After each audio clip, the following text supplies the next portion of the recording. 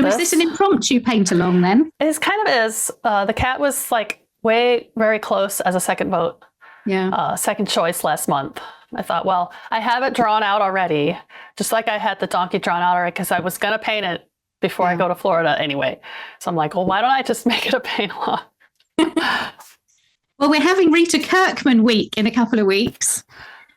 Where I forced my class to have a go at this method. They did it last year, and I was pleased with what they did. I think they were so overwhelmed by how different the process was that I think the jury's still out, but I'm going to make them do it again. I love it. And I did a big sheep one from a reference, well, several references, I combined them, and it sold. I was amazed. It sold I had a gallery space, and it went. Good, so I was like, wow, that's really, really nice when you try something new and somebody likes it. So. Very pleasing. Yeah. I've when I happened upon this color in my underpaintings, it's just like it just really clicked with me, and I've been doing it now for like I don't even know how long, years, and I have no desire to change. It's fabulous. It really is so nice to be looser because I'm quite photorealistic, but I'm a sucker for a backlit subject, so this is ideal. I love backlighting. Yeah.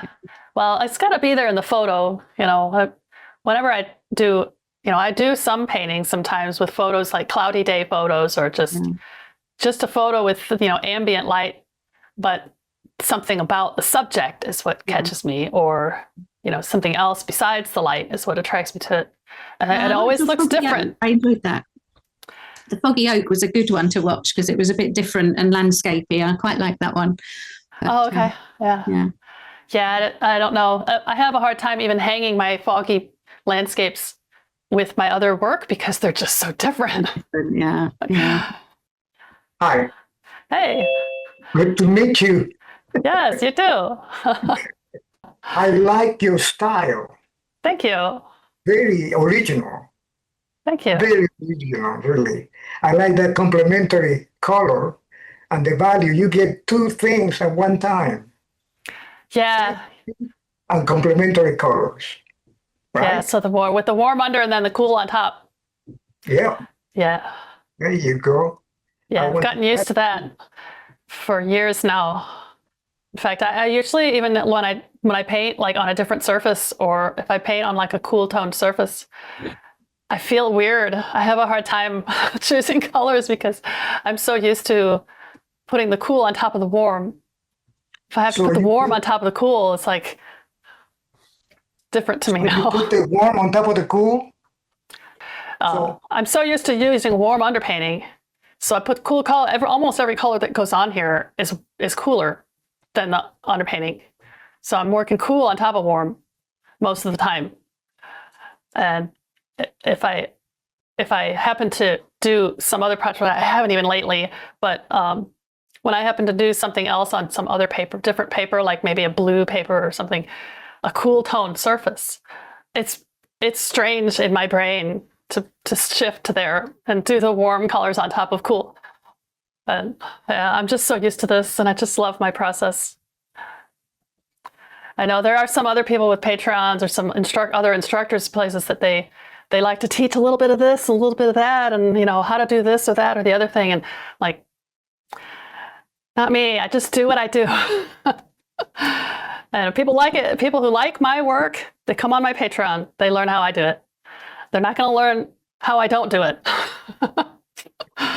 So, yeah, we got about 5 minutes to see who else might be coming on. I see. Hi, Mara. That's a cute owl. Hi, Rita. Thank you. Is that a small one also? 5x7.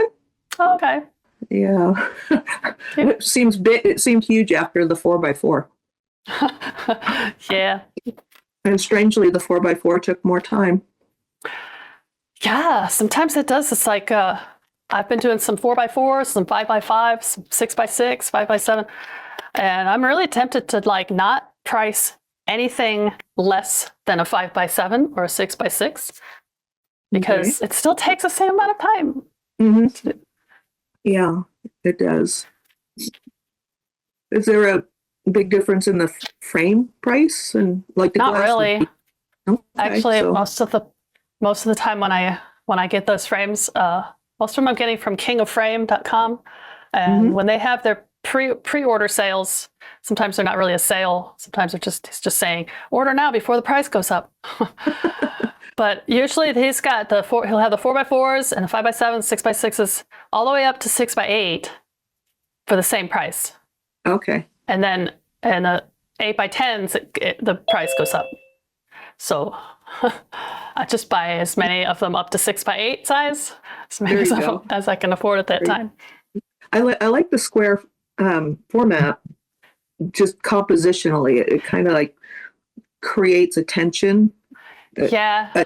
A tension, it's more dynamic. Yeah.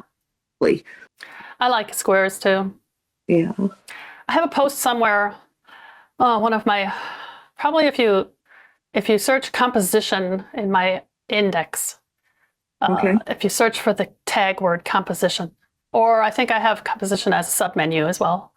Somewhere in there from a few years back, I did a painting called, I can't remember the title, one of those big longhorn paintings that was square.